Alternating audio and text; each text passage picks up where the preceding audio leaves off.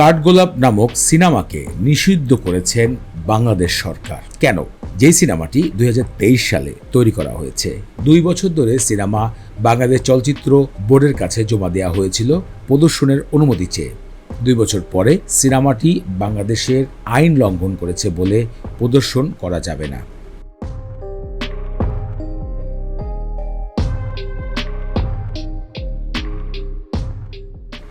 তরুণ নির্মাতা সাজ্জাদ খান 2023 সালে সিনেমাটি সমাপ্ত করে মুক্তির জন্য সিনেমার প্রযোজক ফরমান আলী জমা দিয়েছিলেন।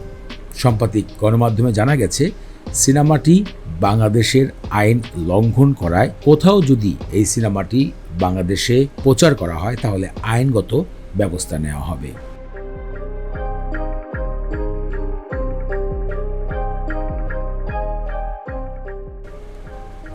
এই সিনেমাতে 3টি চরিত্র দেখা গিয়েছে।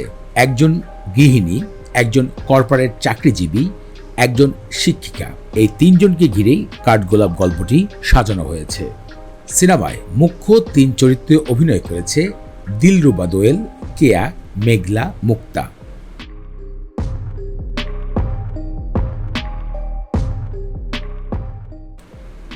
সিনেমার কয়েকটি ছবি গণমাধ্যমে চলে এসেছে, যেগুলো অনেকেই দেখেছে।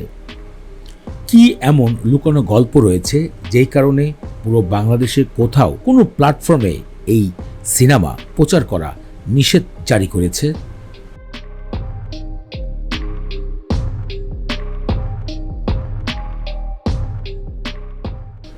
যেখানে উল্লেখ করা হয়েছে, বাংলাদেশের কোথাও যদি এই সিনেমা প্রচার করতে দেখা যায় তাহলে আইনগত ব্যবস্থা নেবে পুরো সিনেমা টিমের উপরে। আপনারা জানেন, যেটার উপরে নিষেধাজ্ঞা জারি করা হয় তার প্রতি মানুষের বেশি একটা আকর্ষণ চলে আসে। এদিকে অনেকেই বলছে, যদি এটি দেশের বাইরের কোনো প্ল্যাটফর্মে দেওয়া যায় তাহলে কিন্তু মন্দ হয় না, কারণ যেটি নিষেধ হয় সেটির উপরে আবারও মানুষের বারবার আগ্রহ জেগে ওঠে।